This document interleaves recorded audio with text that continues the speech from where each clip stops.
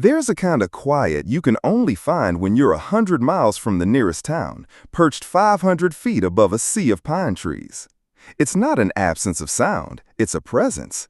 You hear the wind whistling through the struts of the tower, the distant chatter of a raven, the gentle creak of the wood as it settles. For the first 2 weeks, that quiet was a medicine. It was the only thing that could drown out the other sound that lived in my head. The squeal of tires on wet asphalt, the crunch of metal, and the sudden, awful silence that came after. My name is Ben, and I took the job as a fire lookout in the Absaroka National Forest because I was running away. I was running from the ghost of my wife, Maya. I was running from the sympathetic looks of friends, the hushed whispers at family gatherings, and the suffocating emptiness of our apartment, a place where every object screamed her name. The Forest Service was looking for someone who could handle extreme isolation for a 6-month contract. I was looking for a place where the only ghost was me. It seemed like a perfect match. The journey to Two Ravens Tower was the first step in my new life of solitude. A gruff, older ranger named Henderson drove me as far as the dirt road would go. From there, it was a 2-hour hike, my life packed into a single heavy rucksack. When we finally saw it, it was a breathtaking sight.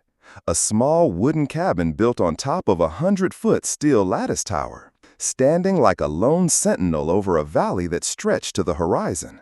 "She's all yours," Henderson said, handing me a set of keys and a 2-way radio.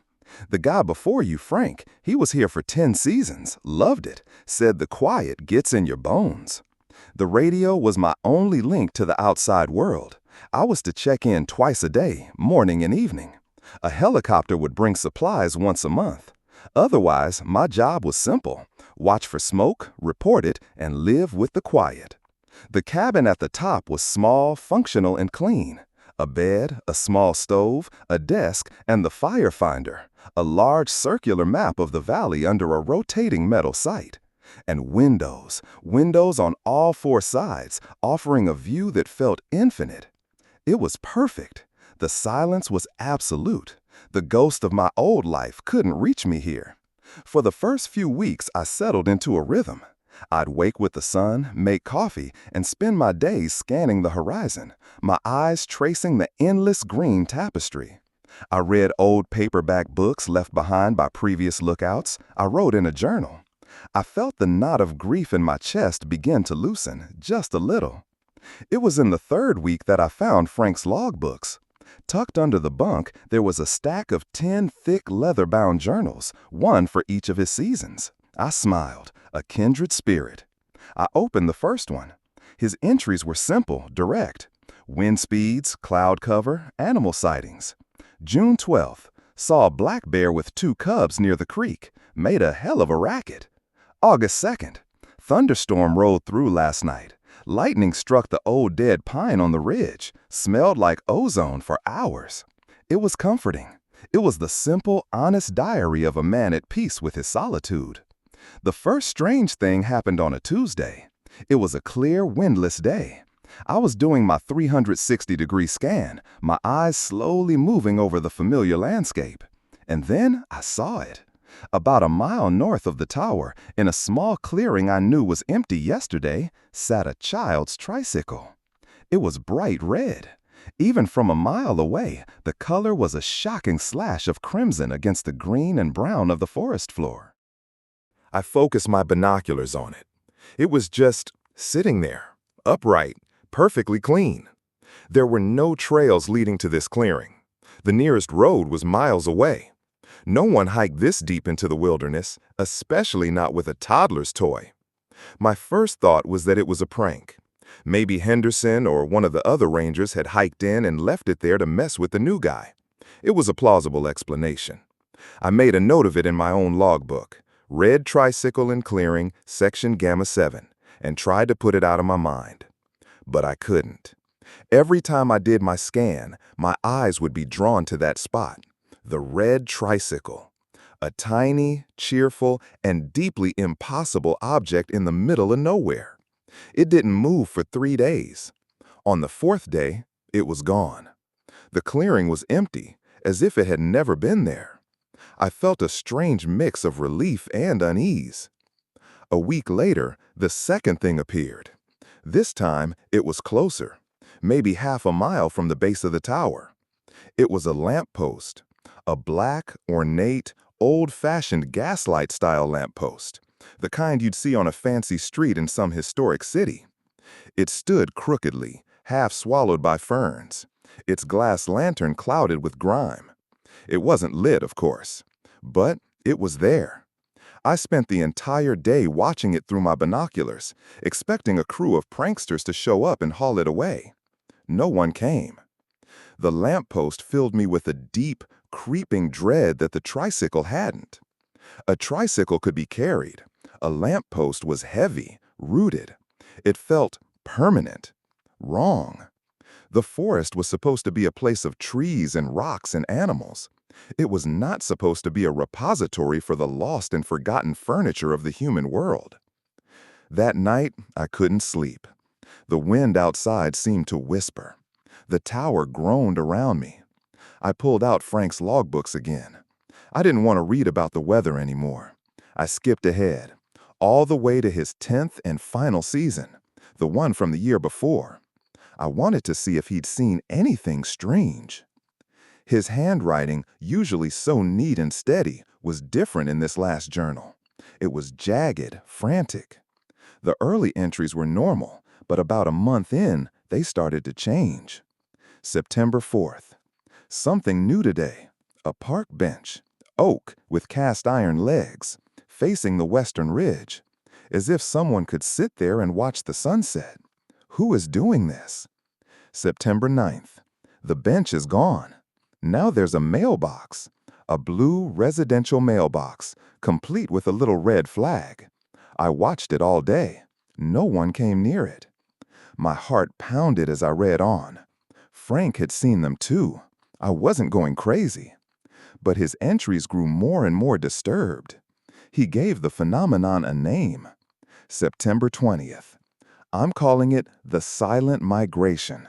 That's what it feels like the things people have lost are migrating here. A child's swing set, a single leather glove on a stump, a welcome mat in front of a cave. They are ghosts. They are memories. The forest is collecting them. October 3rd. I had a bad thought today. What if the forest isn't finding these things? What if it's remembering them? What if a child once imagined a swing set right there, and now the forest has made it real? What if the forest is dreaming? I slammed the book shut, my hand shaking. The forest is dreaming. The thought was somehow more terrifying than any prank. The idea of this vast, ancient wilderness having a consciousness, a subconscious that could pull impossible things into existence, was profoundly unsettling. The next morning, the lamppost was gone. In its place, at the exact spot where it had stood, was a single red door. It was just a door, a heavy oak door with a brass handle set in a simple white frame. But there was no house around it. It stood alone in the forest, a gateway to nowhere. It was closed. I watched it all day. I didn't eat. I barely drank. My entire world was focused on that impossible red door. Part of me, the terrified, primal part, screamed at me to stay away, to pretend it wasn't there. But the other part, the part that had lost everything, was filled with a terrible magnetic curiosity. Doors were meant to be opened. They were thresholds. What was on the other side? That evening, during my scheduled check-in, my hand trembled as I keyed the radio. 2 Ravens to base, come in. Henderson's voice crackled back, a welcome sound of the real world. Go for base, Ben. All quiet on the Western Front? All quiet, I lied, my voice sounding thin and reedy. No smoke to report. Good to hear. Frank always said this was the quietest time of year. Said the forest was resting.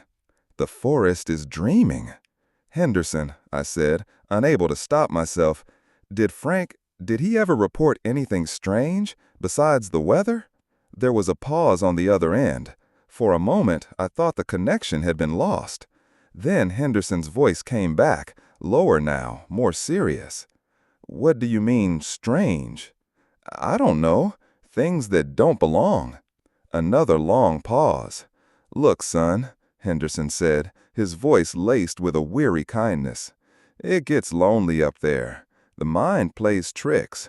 Frank had a vivid imagination. That's all I'll say about that. You just keep your eyes on the horizon. Don't go looking for things in the shadows. 2 Ravens, over and out." The radio went silent. He knew. He knew, and he wasn't telling me. He was trying to protect me, the same way you'd tell a child that the monster under the bed isn't real. But I had seen the monster's toys. For a week, the red door stood there. It became the focal point of my existence. I would dream about it. I'd dream I was walking down the tower stairs, through the woods, right up to the door. I'd reach for the handle, and right before I turned it, I would wake up, my heart trying to beat its way out of my chest. Then came the scarf. It was draped over the railing of the tower's catwalk, right outside my door. It was silk, a deep shade of blue with little yellow sunflowers printed on it. It was Maya's favorite scarf, the one she was wearing the day of the accident. I hadn't just seen this object from a distance through binoculars. This was here, within arm's reach. It smelled faintly of her perfume, lavender and vanilla. My knees went weak, and I had to grab the door frame to keep from collapsing. The forest wasn't just dreaming of random lost things anymore. It was dreaming of my lost things. It had found the frequency of my grief. Panic, cold and absolute, seized me. I scrambled inside and grabbed Frank's final logbook, my hands tearing at the pages. I flipped to the last few entries. His handwriting was now nearly illegible, a frantic scrawl across the page. October 25th. It knows my name. I heard it on the radio. It whispered my name. Just Frank. Nothing else. But it was there. October 28th. The migration is no longer silent. There are sounds. Music from an old ice cream truck. A baby crying. A telephone ringing. Ringing. Ringing. November 1st. It left her rocking chair at the bottom of the stairs. My mother's rocking chair. I haven't seen it in 50 years. It's a lie. It's a trick. But it looks so real. November 2nd.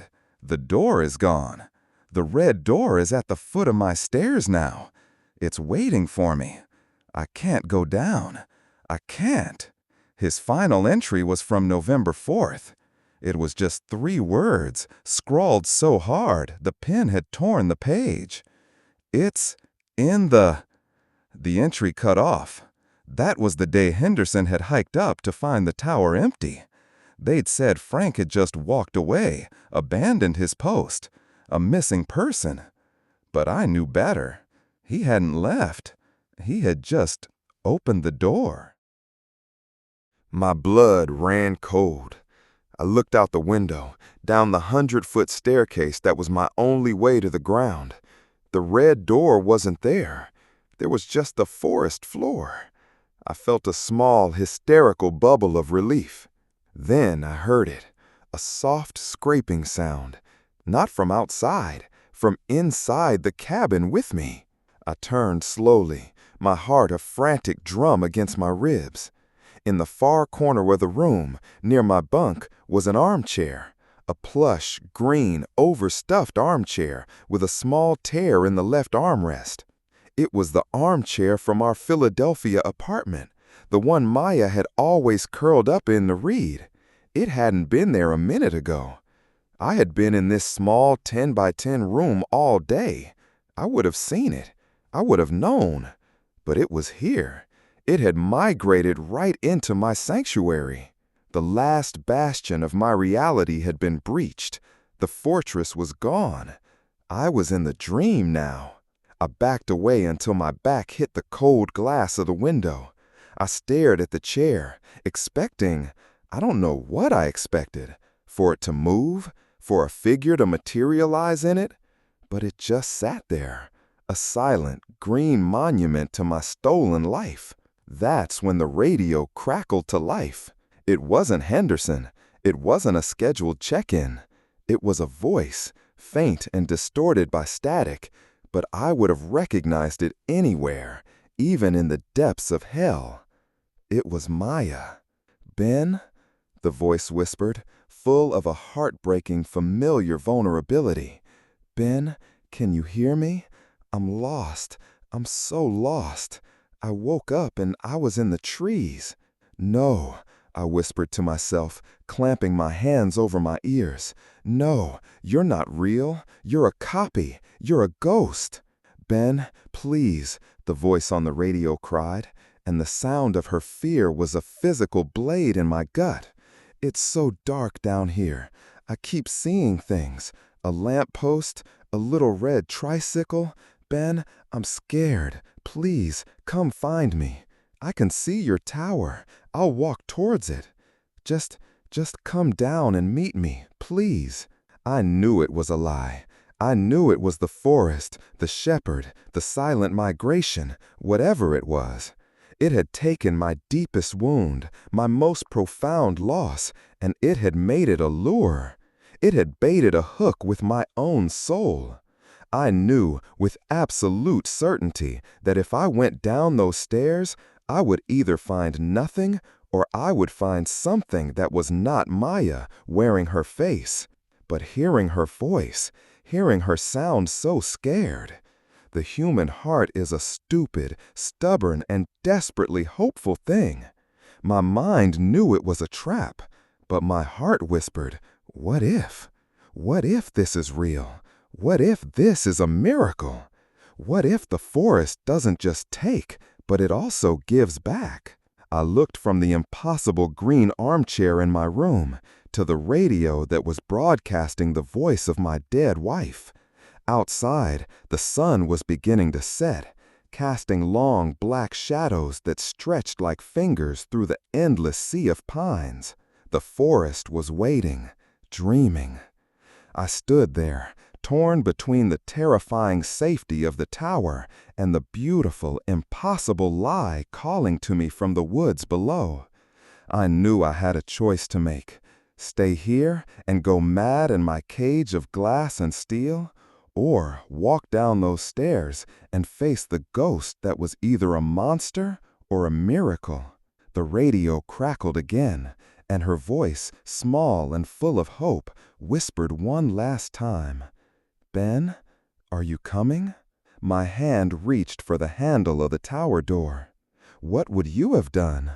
When everything you have ever wanted and lost is calling for you, do you listen to the facts or the feelings? Do you barricade yourself inside the known, lonely world, or do you step outside into the beautiful, terrifying, and unknown dream? Some nights, when the wind is just right, I imagine a man high up in a tower, surrounded by a quiet that is full of sound. I imagine him looking down at a forest full of impossible things.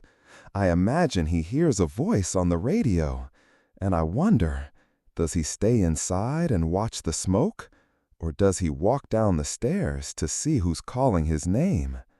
I wonder, but I don't know the answer. I only know that the forest is vast and the quiet is deep, and some people, when they get lost, are never, ever found.